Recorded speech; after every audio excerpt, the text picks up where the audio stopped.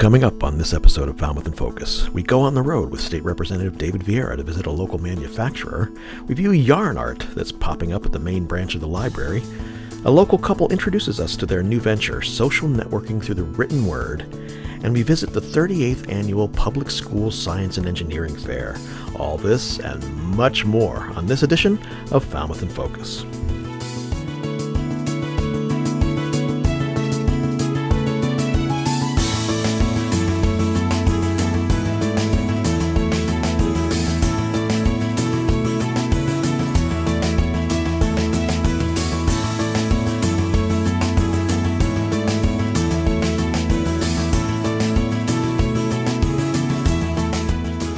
Hello and welcome to Falmouth in Focus, FCTV's current affairs program.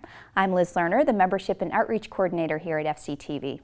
This episode, we begin with Election Day. The Massachusetts presidential primaries took place on March 1st, and FCTV members Kevin Lynch and Gunnar Knat hit the polls to find out what's on the mind of Falmouth voters. We're here at Precinct 1, which is the headquarters of this. Well, actually, this is a separate precinct, but they run the whole operation upstairs. So how's it going today?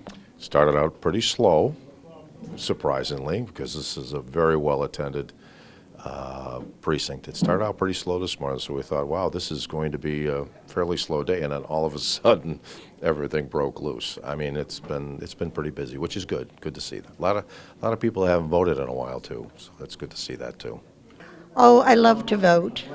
I never miss an election. I always feel good about myself for having voted. And I very happily and enthusiastically voted for Bernie Sanders today. And that makes me feel good. Here with Janice Corkman, who, what is your job here today? I am checking people in, and today we need to know whether they're going to vote Republican or Democrat. And some people find that offensive, but in the primaries you do have to declare yourself. Well, each one of the precincts here, and Precinct 9 has an officer or more taking care of this. So we're here with Officer Ferrer, and so what are your duties here today? My duties are actually bring the ballots in at the beginning of the election, and then someone will come replace me and they'll bring them back. But I'm here to kind of keep the peace and make sure that everything kind of goes smooth and steady. Here with Kevin Cower with his beautiful family here with Jack and Teddy. Teddy's 3.5. Teddy's 3.5, and 18 months. You know, when I saw you come up here, I was very happy to see a whole family. You know, and your wife's around here somewhere, but we don't know where she is. Camera shy right now. She's being a little camera shy. And why are you here? Well, we're here to vote today, and I think it's important to bring the kids along. I think it's important to instill in them the need and the privilege of voting. So I try to always bring them whenever I come to vote. I'm here with Dwayne Ells at the Precinct 4. You just came out of the polls here. How does your experience go today? It was actually pretty horrific because I went to catechism in this building. No, it was pretty easy, pretty clear cut. Feel the burn, baby. But I don't understand why our precincts keep getting changed. It deters people from voting, I think. We were at East Falmouth School, then we traveled all the way to Falmouth High School, and then they sent us back here. So it's not, they don't keep it well advertised where you're voting, which kind of bums me out a little bit. Hey, we're here with Alex. Alex, he's got this nice symbol on here, and found out he's a Coast Guardsman, a veteran of the Coast Guard, and lives here in Falmouth. How important is it, you know, this voting here every year? I think it's incredibly important. I don't think enough people take advantage of their civic duty that, you know, is every citizen's responsibility to take advantage of. It's going fantastic. It's a great day. Everyone's coming out to vote. It's wonderful to see. A lot of enthusiasm, and I think we might make a record here today. Oh, really? Is it that good? There are quite a few people that are voting, yes. So we'll see how it comes, but I'm thinking we're going to be at least 50%, maybe more. And this is a primary, so it's good to see all of this interest. Thank you to members Kevin Lynch and Gunnar Knat for their hard work on that piece. Falmouth Recreation Department Committee member Phil Afonso hosted a forum recently to discuss a variety of topics surrounding the Recreation Department. FCTV reporter Brian Sullivan stopped by to speak with the meeting's host. On any given night, this is the type of activity you'll see at the Falmouth Recreation Center. Co-ed volleyball, rowing class. They've even got jugglers who are pretty amazing. It's the reason the place exists, and the schedule is pretty full all week, no matter what the activity. While having all of these things here is great, it's also helpful to get some feedback, which is what Phil Afonso's doing with his meeting here tonight, talking to people about the state of things at the rec center, as well as plans for the future, which could include a network for all of the youth sports programs. Afonso expanded on the idea of this network known as the FYSA, or the Falmouth Youth Sports Association. It will involve the band, it will involve gymnastics, it will involve a fishing club. It's a program that's going to unite all of our younger programs in the community. The forum, which lasted close to 3 hours, only touched briefly on the thing that many of the people showed up to hear about, a pool. The best Afonso could do was offer up suggestions on how to get the ball rolling in terms of where the pool should be, never mind when. Nobody has that next step yet. They're short of land. We really need the folks with Falmouth Wants a Y or Falmouth Aquatics to really beat that drum, to become more of a presence in our community. A lot of people in our community want a pool. They want a pool now. And we need younger people to get out and vote in Falmouth. We need younger town meeting members. We need active voters in our town to pick one of the two, or even here at the rec center, for a pool. Some of the older folks in attendance were looking to create more programs that cater to their needs, while this meeting focused more on kids' programs. I don't feel there's enough emphasis right now on our youth, which is why I base this meeting primarily on the younger side. I do want to involve older with younger. I think that there needs to be a bridge somewhere there that connects the two. As it stands right now, the Recreation Center is running pretty efficiently. Phil Afonso just wants to create more of a buzz for the center and make it more of a draw for all ages. It just needs tweaking a little bit. What's gone on for the past however many years, it's not wrong, it's not bad. There can be a little bit more in the way of energy and thought put into what we're doing, and the outcome can be completely different. It can be a lot more impactful. Our sense of community can grow. In the meantime, people can continue to enjoy all of the activities the center has to offer. At the Gus Canty Rec Center, I'm Brian Sullivan for Falmouth in Focus. You can find out more about the townwide sports collaboration by searching Falmouth Youth and Sports Alliance on Facebook. State Representative David Vieira and FCTV member host Barbara Kanelopoulos visited the Good Clothing Company in Mashpee to see how its owners are trying to create more jobs on the Cape. It's wonderful to know that there are small companies like yours right here on the Cape. We're actually the first manufacturer ever in the Cape's history, so really. So it's really exciting, and we are one of the very few sustainable manufacturers nationwide. So it's an honor to be able to not only be the first manufacturer on Cape Cod, but to be doing so sustainably and doing it ethically and doing small batch production. What we're doing is about educating people, but it's also about changing the conversation and changing the way that we look at things and going back to the way that things used to be done, where we weren't overproducing, we weren't gluttonous in our consumption, and we were mindful, and our clothes were investments. We bought a suit and it meant something. It was special to us. It had a magical thing, and when you can replace that every month or week, it's no longer has the meaning behind it. So we're just trying to bring that back. This is where all of the sewing happens and production happens. So right now, Camila and Antonia are cutting out dresses for a designer named Eden. Heidi over there is working on Cape Cod beach chairs. Ista over here is working on a sample with Janine, who's my business partner. Janine is standing. Hi, Janine. They're working on a sample for Horse and Bear. That's a local Massachusetts-based company, Mass-based, not Mass-based. Yeah. We have about 7,000 manufacturing corporations in Massachusetts now, of a workforce of about 250,000. and we're looking to grow that. And so the conversation each year as we get to Manufacturing Month in the fall will be to spotlight a portion of the industry, and then for us as policymakers to be able to figure out what we can do to make the industry more viable and to sort of grease the wheels of government so that you all can do what you do best, and that is create jobs, create sustainable incomes for families and individuals, and to do it in a way that is ethical, as you said. Since the production of that piece, Good Clothing Company has good news. They just signed papers on a second location in Fall River. Thank you to FCTV's Jeff Wyman for his work on that story. You can see the piece in its entirety on Government Channel 15. There is always information to be shared from Town Hall. Here's what happened at the latest Selectmen's meeting. Selections are chosen based on community impact. DPW Director Ray Jack gave his monthly report on the water and wastewater projects to the Selectmen. The report gave an update on the water filtration facility as well as progress on the Little Pond Sewer Service project. So for Mara Vista, Falmouth Heights is, for all intents and purposes, done. The mains are in, the services are in, up to the curb. The testing has been completed. So the focus right now is in the Mara Vista area itself.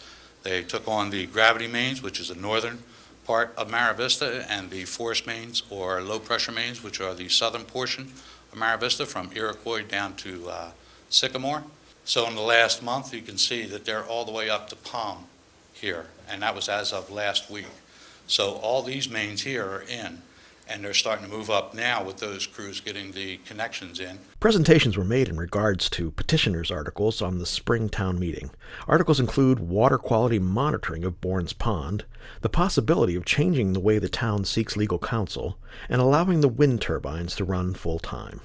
The town, in this article, I'm suggesting that the town take more proactive legal action to try and resolve these matters. The town has done taking good steps with that. They hired Hemingway and Barnes to work on the special permitting, and that has gone well. They brought in some wonderful experts to talk about noise, health, a lot of different aspects in great detail. Town meeting will begin April 4th, and the special town meeting will be held on Tuesday, April 5th. The full town meeting warrant can be found on the town's website. Thanks for having us here tonight. We do this occasionally, once or twice a year, just do some updates, and since the House 2 budget proposal has come out, some of you may have seen some of those numbers. I thought it was a good time for us to be able to come in and update a little bit on that, but also some other projects that are particular to Falmouth, some bills that are pending. State Representatives David Vieira and Timothy Madden gave an update to the Selectmen regarding the Falmouth Opiate Coalition, the Oyster Pond land purchase, as well as the future for the Falmouth Bus Depot. That building's too beautiful to sit there in the state it's in. It's a shame. It's disgusting that it got that far. But hopefully now we'll keep a better eye on it, and we'll get it done right, and we will be proud of it once again. So the EDIC has been terrific. Michael has been relentless, but that sometimes is what it takes. Thank you to FCTV's Michael Sperling for his work on that piece. To see the meetings in their entirety, please visit FCTV's website at fctv.org to view the programming schedule. In this episode's calendar segment, we have a handful of events to highlight. The second annual Cape Cod Conference for Women will be held on Thursday, March 10th at the Seacrest Hotel. The mission of this day-long event is to inspire celebration, growth, empowerment, and collaboration for women. The Cape Cod Military Support Foundation's Pot of Gold Brunch will take place on Sunday, March 13th at Coonamessett Inn from 11 a.m. to 2 p.m. The nonprofit's mission is to provide aid and assistance to military personnel and their family during times of critical need. And West Falmouth Library's fundraiser, A Stiff in the Stacks Murder Mystery event, will take place on March 12th and 13th at 7 p.m. at the library. Local resident Lisa Rudy has written this play. Tickets must be reserved and purchased in advance. And from us, visit FCTV's Mazer Gallery during the month of March to view the artwork of Falmouth's Mullenhall students in their exhibit, Mullenhall's Heart. The exhibit will be up until April 1st. We're going to take a quick break to introduce you to an adoptable cat from People for Cats, but when we come back, we'll celebrate Harambe in Woods Hole. We'll check out the yarn art at the library. We'll visit the public schools science fair and learn about a new social media platform being developed in town. Stay with us. Lily is a beautiful black domestic short-hair female. This lady is 9 years young, medium-large in stature, sports a gleaming black coat with a little white spot on her chest, and has pretty green eyes. Lily is a sweet girl who loves attention. She's now looking for a forever home to spend her remaining years. She has the early stages of renal disease, which can be handled with a special diet. Lily is available for either adoption or a long-time foster situation. You can visit People for Cats on Wednesdays from 4 to 6 p.m. and Saturdays from 10 a.m. to 1 p.m. at their location at 44 Beagle Lane. Welcome back. Harambe, an annual ethnic potluck feast celebrating everyone of every race, was recently hosted by the Woods Hole Black History Month Committee at the Marine Biological Laboratory. The annual Harambe, which is the culminating event for Black History Month. During the month we'll have 2, 3, or 4 speakers. We like to try to have one every week on the availability of these speakers, and sometimes we can't. So this year we had 2 speakers, 2 good speakers, and this is the culminating event of all of that. Harambe is Swahili for coming together, and what we do is we provide a staple meal. It's a potluck feast. We provide a staple meal. Then we ask the folks from the community to come and bring a dish. They can bring desserts, breads, meals, food, and the like. And we have a group of folks that take that food and try to make different meals out of it. And, you know, starches and proteins and all of that good stuff. But they make a meal out of the dishes that come up, and they share their food. So it's a great thing, and everybody loves to hear the rave reviews about their meals and things like that. So it's a fun, very inclusive thing, and I think it, hopefully it'll continue to go on for many years. I think we're about in our 38th year of actually putting this program on. Started back in '78 with a small group of folks over at the National Marine Fisheries, and then has grown from that to include all 6 institutions in Woods Hole, and even more. I think there's more than 6 that contribute annually to the sponsorship of the program. We've picked up a little sponsorship, a new sponsorship this year from the NAACP. They've been friends of the committee, but the Hyannis chapter, the Barnstable chapter of the NAACP, Scoba Rhodes, John Reed, and those folks out there contributed to the annual Harambe with a cash donation, which is greatly appreciated. All of our events are free and open to the public. It has been a little struggle, like we say, at times, financing in institutions are shrinking, but we're doing dollar for dollar, we're doing the best that we can, and we do appreciate the contributions from all the institutions that participate. Thank you to FCTV's Alan Russell for coverage of that event. For 8 weeks, a group of knitters and crocheters met at the library on Saturdays to make yarn art. On February 27th, they spent the morning decorating and adorning the many rooms of the downtown location. Hello, my name is Faith Liu. I'm a reference librarian here at Falmouth Public Library, and I'm introducing a unique program we have here called Library Yarns. We've been meeting for 2 months, January and February, every Saturday morning, and we've had about 12 people each morning, but not always the same 12 people. I'm Marcia, and I'm working with the Library Yarn Project, and we've been knitting and crocheting to decorate the library. We've got chairs decorated, cover the panels as you walk into the library. There are railing covers as you come up the stairs. There are pennants. There are pencil covers that go at each of the desks, the reference desks. This is Joanne Allard, and we're yarn bombing the columns in the library. A lot of different people have been making different things. I sort of focused on things that could wind around the columns. So when it's done, it's really going to be pretty. There have been incredibly creative people, and we've been doing this for the past month, and I think it's going to stay up for a month. So I've been knitting and crocheting for about a month, but I sit and watch TV and churn out these long runners. It's a great experience. Nice people and fun things to do, and put a smile on everybody's face that comes into the library. For more information, you can visit the library website, which is falmouthpubliclibrary.org. The yarn art will be on display until March 31st. Thank you to FCTV member Mike Halen for that story. The 38th Annual Falmouth Public Schools Science and Engineering Fair was held on Saturday, February 27th. FCTV Educational Channel 14's Ryan Weber covered the event. It is the 38th annual of its kind. Put things in perspective, I'm 38 myself. So from what I'm aware of the history is that it started as a small group at the high school level and has since branched out to be now a K through 12 science fair. And even more so than that, we try to bring in resources and projects from around the town because, let's be honest, we're very fortunate to live in a town that's the science and engineering background is obviously very rich. So we have projects, kids are entering, again, K through 12. The K through 6 kids are judged more so informally, where they're doing so for the experience. They volunteer, obviously, and they're taking projects ranging from beyond conception, what they're actually bringing here. The largest turnout is from the Lawrence kids. We have this year just shy of 200 projects coming to us from the Lawrence School. They are judged more formally. They actually have judges, and we're very fortunate to recruit judges from the Woods Hole and the Falmouth area. Well over 100 judges actually this year have volunteered their time both last night and today to judge. There are some prizes to be won by the Lawrence kids, both monetarily and via recognition. And at the high school level, we have, give or take, about 30 projects who are entering formally and being judged by judges. The level to which they are expected to present themselves is obviously very high. And because of that, we have a significant amount of rewards and prizes to give to them, prizes ranging from $100 to well into the thousands. Again, because we're very fortunate in this town to have not only the institutions, but very generous institutions who donate incredible prizes to hand out to the kids.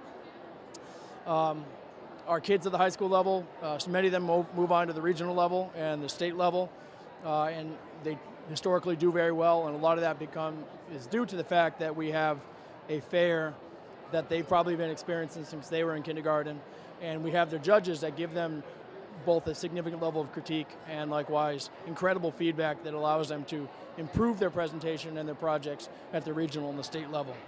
I came back to the science fair because it was fun and I was excited to go. And I was very excited that my sister was going to do her first time here. So I think that the reason that so many people love the science fair and a reason that so many people always come back is that you can do whatever project is interesting to you. So if there's a specific field that you don't really cover in school that much, for example, I did science and music together, which is something that we don't really talk about, but it's interesting to me. So you can choose to explore that further and make a project that's really interesting to you and something that you're passionate about. Full coverage of the fair can be found on Educational Channel 14 on Monday, Wednesday, and Friday at 4 p.m. and 8:30 p.m. A local couple is on a mission to create a space on the internet where thought and thought-inspiring conversations can be held. It's an anti-Twitter of sorts, and it's called Discover 272. Inspired by the number of words in the Gettysburg Address.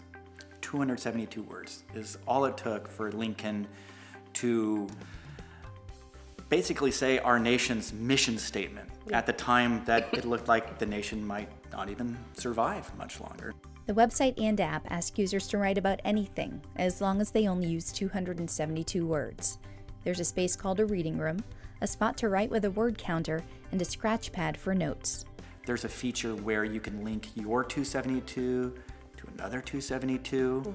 There are no comments on 272. If you want to comment, you can share a 272 outside to Facebook, for instance, and write comments there. We feel that comments are a place where snarkiness and sometimes nastiness comes out. If you do have a thought, great, wonderful. Put it in a 272, please. You know what Twitter, Facebook, other social media put a lot of emphasis on is that immediacy. You know, right now, what's going on right now? What are you feeling? When they even say that. And that's good, that's fine. But we just want a space for thought and reflection. Not just react, but reflect. Joel, who is a molecular biologist at the MBL, and Serena, a former MD, are excited to start this in Falmouth. I mean, this is starting on Cape Cod. Yes. It's a social media platform starting on Cape Cod. And it's been the coolest thing. First of all, there are a lot of people who want to live where we live because we're a community. We decided we were going to stay local for everything, in fact, for our developers, for the designer who is out of Hyannis, And everybody who is 272, who's on the team, are people that we've already worked with, people that we know. I like to think about this as a movement. It could become a movement. And it is a movement to kind of save the written word. Because if you think about it, I know it's a lofty goal, but if you think about it, it's we are moving away from writing. Everything is on videos now. Wherever you go, trainings and everything, they make videos because they think people don't want to read anymore. We found out that that is not true. People still want to read, but they don't have the time to read long pieces. And so what we are trying to do is to adapt to the digital age, adapt to this new fast-paced world. The site is currently available for everyone to use, but a grand launch is scheduled for November 19th, the anniversary of the Gettysburg Address. We're going to take a quick break, but we'll be back with Troy's Take, a trip to the Falmouth Education Foundation's annual gala, right after this.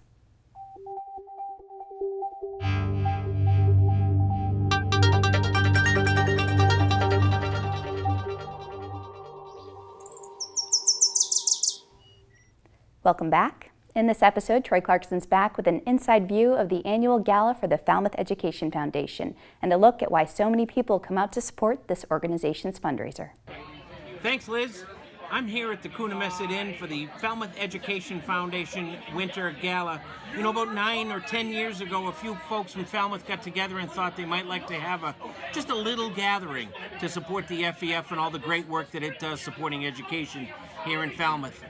Well, 10 years later, it's grown to one of the premier events in this community. Over 400 people are here tonight at the Coonamessett Inn to celebrate this town, to celebrate public education, and to support the wonderful work of the FEF. So come with me as we see some of the sights and sounds of the FEF's Winter Gala. So, Draja, you've been working with the VIPs for a long time now, and I know there's a close link between the work that FEF does and how they support the work of the VIPs. I've been with VIPs now for 10 years, 10 years in January, and working for VIPs for about 5 or 6 years now. And just the whole bringing the community together, just all the people supporting education and the children, it's like a win-win, and I'm really happy to be a part of it. So Tim, you know, you're really part of the Falmouth community now, having represented it for several years. What does this event mean to you? Oh, I've never missed this event. It's one of the biggest ones in the town, and it's growing bigger and bigger every year. I was just telling Bill Zammer that next year we'll have to put a tent up and some heaters out there to fit all the people. When I first started coming to this thing, you could get a ticket the day before. 2 years later, you had to be 2 months before you could get a ticket. And then they started using the bar room, the dining room. Now, you know, it's the most popular gig in town, and it's terrific. The people have been having a great time. The band is going to get all the youngsters out on the street. I will be leaving before the youngsters start dancing, but it's one of the great community events. It really is. So this is an amazing community event. Tell us what some of the sights and sounds and great things you've seen here tonight. Oh my gosh, just the camaraderie of the community has been amazing. You have the wheelers and dealers, you have the teachers, you have the community members. It's been amazing to be surrounded by so many people who have been so generous to the Falmouth School community. It's great how everyone just rallies together in support of such a great organization. Awesome. It's so great. And the teachers and the students in particular, they so deserve it. Now, Rob, of course, your family has been part of this community for generations. Just a couple hundred years. Just a couple hundred years. But this is your first time at this amazing event. What does it mean to you to be part of something so This means so wonderful? much. Well, of course, my wife is a teacher here in Falmouth, so education's important. Both our kids went through the Falmouth school system. But it's great to see all these people with different backgrounds and locals and visitors and everybody, and they're all supporting Falmouth and Falmouth schools. So whether they have kids in the schools or not, this is what's important to them. And the fact that we all pull together as a community and raise all these money for teachers like my wife to do great things, I mean, what other town does this? So it's 10:30 at night and people are still dancing and singing and most importantly spending money to support the Falmouth Education Foundation. Over 400 people here tonight just coming together and once again showing what an amazing community we have here and what an amazing group the Falmouth Education Foundation is. It's great and it should be supported. I'm Falmouth Enterprise columnist Troy Clarkson, and that's my take. Back to you, Liz. Thank you, Troy. More information about the Falmouth Education Foundation's mission and grant opportunities can be found on their website, falmoutheducationfnd.org. Here at FCTV, we want you to know that television can be as easy as hitting record on your smartphone, just like Troy did in our last piece. We'd like to invite all Falmouth residents and visitors to share their slice of life. Email us your photos or videos, or upload them to Facebook, Twitter, or Instagram, and use the hashtag MyFalmouth and Falmouth in Focus to be featured on the show. Thank you to our recent contributors. We're going to end the show with sights and sounds from a Trek presentation between Wings for Falmouth families and the Upper Cape Spartans. The Spartans raised $3,000 for Wings for Falmouth families, an organization who helps families in need when a loved one is sick, something that hit close to home for one Spartan family. Thank you for joining us for this episode of Falmouth in Focus. We'll see you next time. My whole board is just really touched when people do things like this. We have an incredible support system throughout the community. So the Upper Cape Spartans, we are in the Falmouth Christmas Parade every year. This year we had decided to raffle off 2 of our playhouses that were part of our float. We were able to raise $3,000, which we have donated to Wings for Falmouth families. 5 years ago, Wings had stepped in to help my family. My son had been born at, he started to come out at 29 weeks. And we had gone through 6 months of absolute terror. We were faced with having electricity shut off, having to lose our home, having to move off Cape Cod in general. And they stepped in, and they had taken care of everything for us. It's just amazing. Yeah, the support we get in our community is wonderful. It really is.